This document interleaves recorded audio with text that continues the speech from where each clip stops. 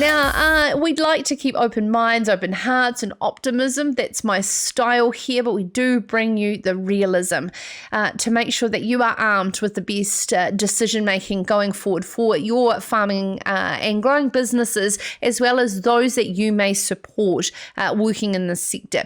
COVID-19 continues to cause uncertainty for our sheep and beef exports.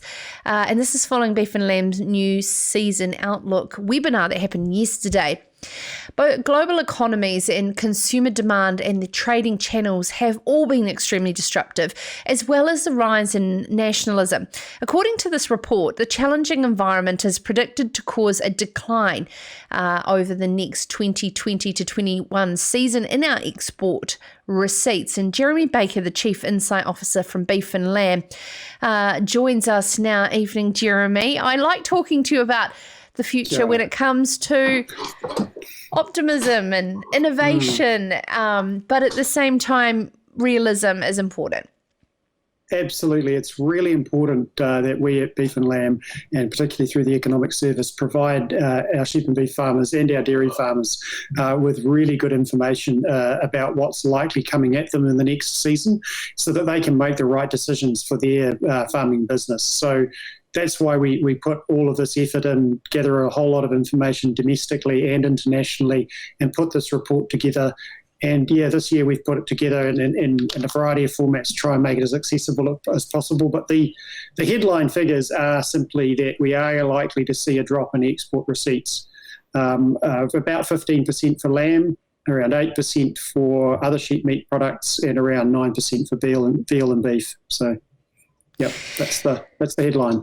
And with regards to, diving into the detail around it, how are these numbers stacking up in comparison to some of the previous recessions that we've seen? Say, let's go back as far as the early 80s. Yeah, well, I mean, obviously this is way better than the early 80s. The average farm profit before tax for a sheep and beef farm has actually jumped quite a number of orders of magnitude over the last 3 decades. So back in the 90s, it was around 44,000.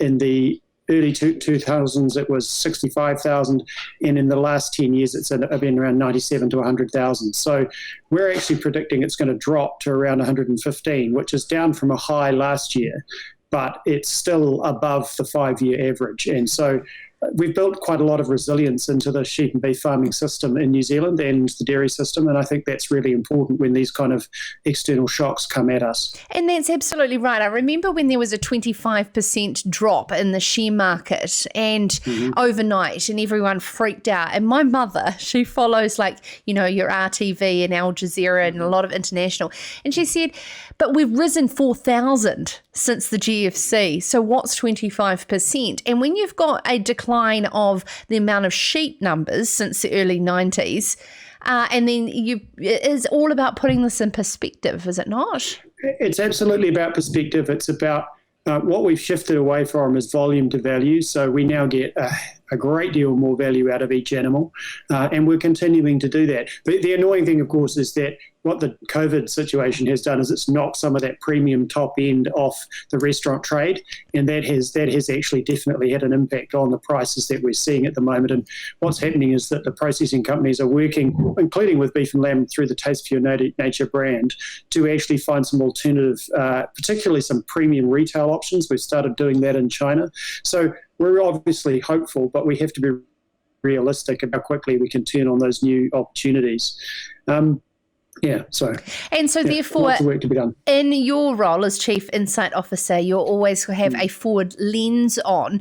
Where are those consumer trends in retail and particularly e-commerce that we can maximise our New Zealand brand? Absolutely, that's really what's been working. We've been working on the sort of more direct sale partnering. We've partnered with several New Zealand meat companies in the US and now in China to actually build e-commerce platforms. It's the the meat companies that are doing that, but Beef and Lamb is helping them with the marketing side of the activity, and then right back to the farm assurance program that gives the assurance to customers that they're actually getting the product that they're after. So that whole of value chain approach is really critical for us to actually build that premium direct to consumer sales channel. What about our emerging markets? We, often talk of BRIC and the number in India as has constantly been a standout when it comes to our emerging markets. Is there so much a rise in nationalism and protectionism over Indian-type food in emerging markets as opposed to established markets? Look, obviously, global trade risks, global nationalism is a risk, but there are also other factors. It's never one story. The other story, of course, is a real hunt for safe food and for premium products. In New Zealand right now, we've always had a really good reputation for safe food production, but we're really on the top of the world now as one of the few countries that's actually defeated a human virus, but we've also almost eradicated M. bovis. And that's a fantastic story in terms of our ability to control zoonotic diseases in our food system. So I think those stories counterweight the nationalism. And again, remember, we are a tiny part of the global food production system. So we don't need to access every single market all of the time and get, what we need is to get those premium consumers buying our product, and they're pretty choosy. And how do we define that when we hang on the coattails of the big commodity swings globally?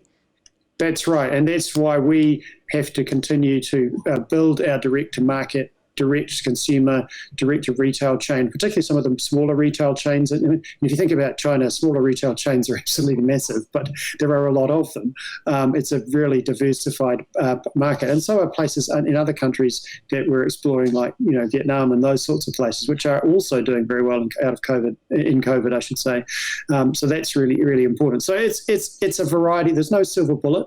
That story I talked to you about the increase in the farm profit before tax, that's been achieved by a lot of little individual gains in a lot of areas, and the same thing happens at the pricing and consumer end. It's a lot of little things, year after year, chipping away and making those gains. Yeah, and I can just feel and hear the cynicism of those little taxes that will chip away at the wonderful work that farmers are doing as well. Absolutely. So that is absolutely one of the strong messages that we're giving to the government in New Zealand is, look, there's all this global uncertainty. It's really challenging out there.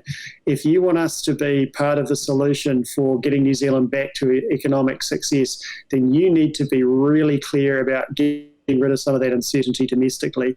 We're not opposed to sensible, clear, and fair regulation, but it's got to be all those three and not just a bunch of really unclear stuff that makes it uncertain for farmers and doesn't help them be really productive.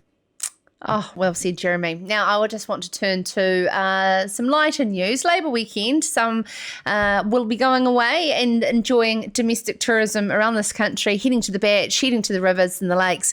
A lot will be on farm, getting on top of the crops in the ground and, of course, the likes of docking in the North Island, etc.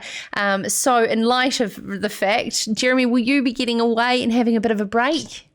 Absolutely. I'll be heading up to near Levin to Hokio Beach, wonderful, one of those wonderful West Coast beaches, and having a lovely long weekend there. So really looking forward to that. Oh, awesome. Have a wonderful time. Jeremy Baker Thank you so much. Is the Chief Insight Officer for Beef and Lamb New Zealand.